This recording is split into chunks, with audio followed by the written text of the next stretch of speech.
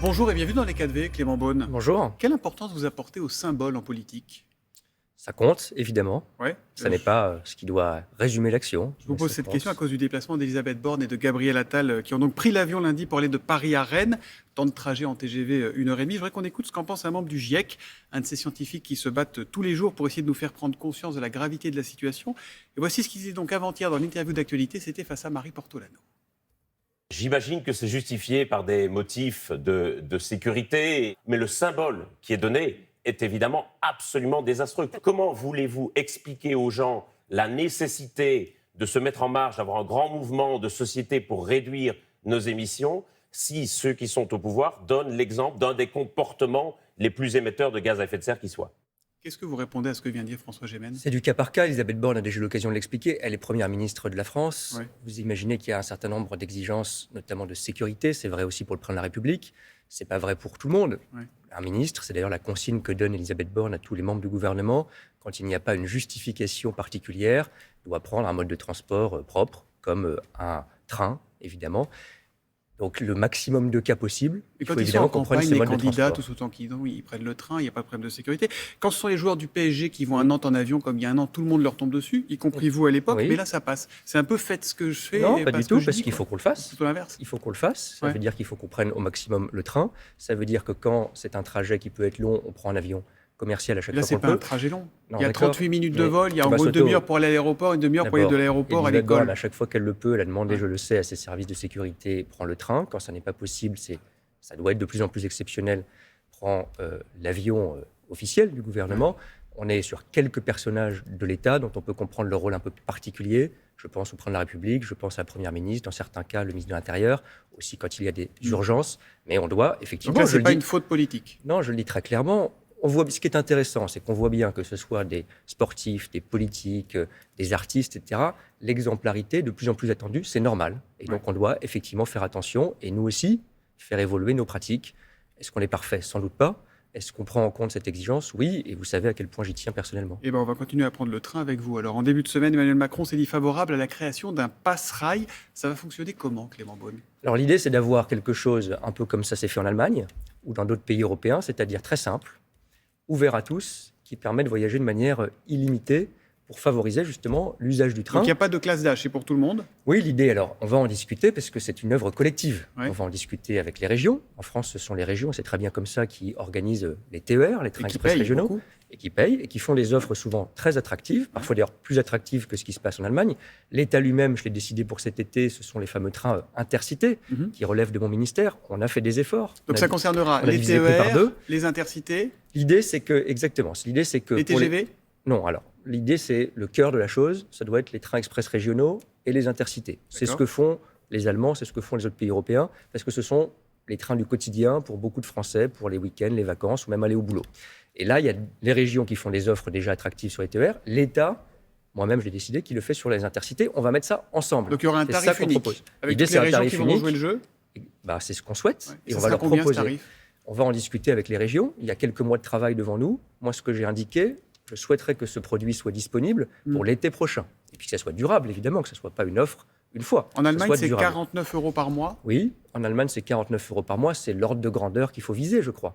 Mais vous savez, en France, le paradoxe, c'est qu'on soutient plus par l'argent des régions, par l'argent de l'État, par l'argent des villes, les transports publics qu'en Allemagne.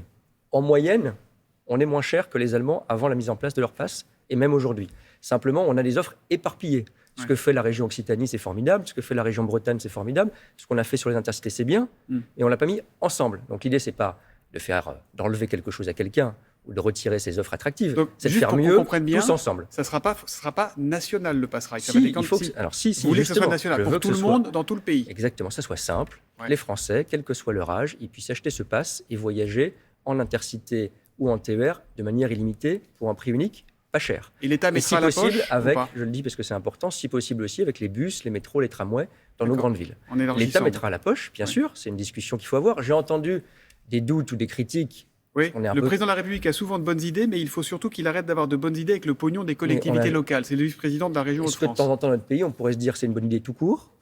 et se dire qu'on n'est pas moins nul que les Allemands, qu'on n'est pas plus nul que les Allemands, moins bon que les Allemands, et qu'on va faire les choses ensemble. Ouais. Moi, je propose que dès le mois de septembre, et j'ai commencé cette discussion avec chaque président de région, tranquillement, avec les présidents de métropole et les maires des grandes villes, on ait cette discussion. Donc l'objectif, Il n'y a pas de c'est raison qu'on n'y pour arrive tout le pas. monde, dans tout le pays, à partir de l'été prochain. Exactement. 49 €? C'est un prix attractif. Autour de cela, on va discuter. Vous dites qu'il faut respecter les régions. Ouais. Les régions sont inquiètes qu'on ne les respecte pas. Moi, je respecte. Donc, on va discuter ensemble. Mais il ne faut pas que ça soit cher. Il faut que ça soit autour de ce qu'ont fait les Allemands. Et en attendant, les prix de la SNCF continuent d'augmenter. Beaucoup de Français l'ont constaté cet été. Depuis fin août, c'est plus 10 € pour tous les plafonds de prix avec la carte Avantage, qui concerne plus de 4,5 millions de personnes. Est-ce que le train est trop cher aujourd'hui en France? Alors, je précise parce qu'il y a presque 5 millions de Français et leurs familles qui ont la carte Avantage. Ouais. Ce sont les prix plafonds qui augmentent. Ça ne veut pas dire que le billet augmente systématiquement.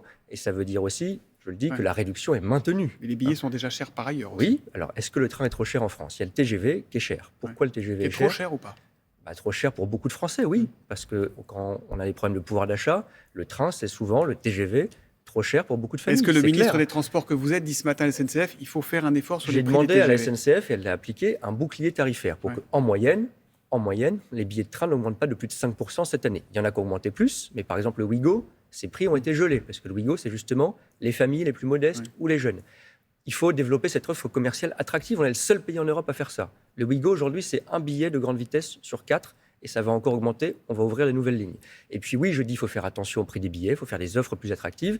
Je vais être très honnête. Est-ce qu'il faut geler les prochaines augmentations On prévues va avoir des cette prix de discussion avec TGV? la Est-ce que SNCF. vous le souhaitez? Je vais avoir cette discussion parce que je suis raisonnable. On voit qu'il y a de l'inflation, que les coûts de l'énergie ont augmenté. Cette année, les coûts de l'énergie ont augmenté de 15% pour la Bénéfice SNCF. de la SNCF l'an dernier, 2,425 Oui, millions. mais Thomas Soto, ces bénéfices, ils servent à quoi? Ils servent à réinvestir pour acheter de nouveaux trains. Ils servent à améliorer les intercités, qui sont la plus grande difficulté de S'ils notre réseau peuvent servir ferroviaire. à plus de Français de voyager et de moins polluer, pour revenir au début de notre discussion, c'est pas faire mal non baisser plus. les prix du train, notamment qu'on ait des offres plus attractives sur les Ouigo. Mais je le dis, ma priorité absolue, c'est que ce soit sur les intercités, pour ce qui concerne l'État, pour les TER, pour ce qui concerne les régions, qu'on ait les prix les plus attractifs, parce que ça, c'est les trains du quotidien. Et la question, c'est pardon, les trains je vous pose des la Français question, les plus mais modestes. la question du gel du prix des billets TGV va se poser pour vous. Il faudra en parler. La question du gel va se poser. On aura une discussion avec la SNCF entre maintenant et la fin de l'année pour fixer les prix de l'année prochaine. En attendant, les prix de l'essence explosent eux aussi pour ceux qui sont notamment obligés de prendre leur voiture. Le gouvernement peut-il laisser ces prix s'envoler? Est-ce que le ministre des Transports que vous êtes dit ce matin, là, il faut qu'on refasse quelque chose, même si on avait dit qu'on ne pourrait plus aider, il faut faire quelque chose pour aider les gens? Je veux rappeler, même si je sais c'est difficile et l'augmentation est forte depuis le début de l'été, environ 15 centimes, on a fait des choses, y compris encore récemment.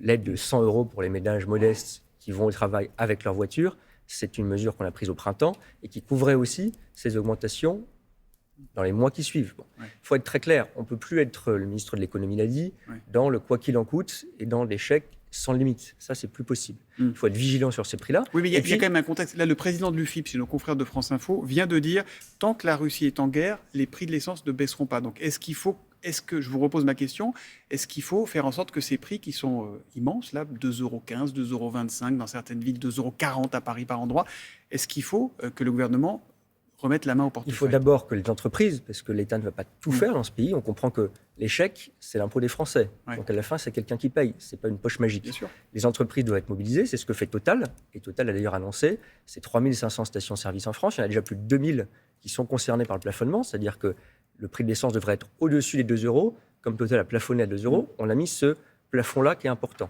C'est plus de 2000 stations en France qui l'appliquent. Vous attendez davantage de Total et des pétroliers aujourd'hui? En tout cas, ce plafonnement va être maintenu jusqu'à la fin de l'année. C'est ce qu'a attendu Total. Si la situation est la même, il faudra probablement prolonger. En comprenant qu'il n'y aura pas de nouvelle aide du gouvernement là-dessus, ça change pas. À ce stade, ce n'est pas ce qui est prévu, mais il faut être cohérent. On a fait beaucoup d'aides encore ces derniers mois, plus qu'aucun pays européen. Les aides, ce sont les finances publiques aussi, la dette des Français et l'impôt des Français, et puis la transition écologique. On va mettre beaucoup d'argent pour qu'on ne soit pas piégé dans ces énergies fossiles. On va par exemple mettre beaucoup d'argent sur le leasing social à 100 € dès cet automne pour que la voiture électrique soit plus un produit de luxe réservé aux riches, pour que ce soit un produit accessible aux classes moyennes. Encore faut-il trouver la voiture produite en France qui est vendable. Oui, mais c'est ce qu'on est en train de mettre en place. Vous l'avez encore? Si, on aura des premiers modèles dès l'année prochaine qui seront ouverts au leasing social. Il y aura des modèles de nos 2 grands constructeurs qui seront dans le leasing social.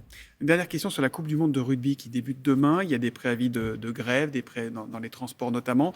Est-ce que vous êtes inquiet pour ça? Est-ce que vous êtes inquiet pour les transports lors des JO dans un an? Sur la Coupe du Monde de rugby qui commence en effet demain, je ne suis pas inquiet. D'accord. J'ai fait encore hier le point avec Jean Castex, le PDG de la RATP.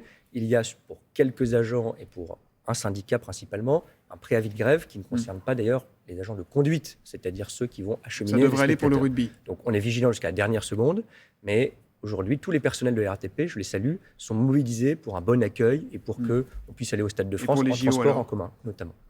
Pour les JO, on voit qu'il y a parfois des menaces, parfois des évocations de préavis. Moi, je fais confiance au dialogue social d'une part, notamment à la SNCF, à la RATP. Je fais confiance aussi à la responsabilité des agents publics. On fait une Coupe du Monde où 80% des déplacements pour cette Coupe du Monde de rugby se font en transport public, c'est inédit. On va avoir des JO, 100% transport public pour les spectateurs. C'est une fierté pour le transport public. Parce qu'on est vraiment boum, c'est une question importante. Les JO, il y aura beaucoup de monde, notamment pendant les Paralympiques. Oui. Et il y aura du monde dans les transports, ce sera la rentrée scolaire en même temps en Ile-de-France. Est-ce qu'il faut se poser la question de décaler la rentrée scolaire en Ile-de-France ? Ce n'est pas ce qui est prévu, mais on s'organise et on fera un point d'ici la fin de l'année pour que, évidemment, pour les Parisiens, les Franciliens notamment, la vie normale puisse continuer. Même au moment des Paralympiques, qui se trouvent en effet au moment de la rentrée scolaire. Donc les JO qui seront organisés en transport public, et on est confiant là-dessus. Et ça se passera bien. Merci beaucoup Clément Beaune d'être venu dans les 4V. Bonne journée à vous. Merci. Merci à tous les deux et merci également à Annick Motin pour la traduction en langue des signes.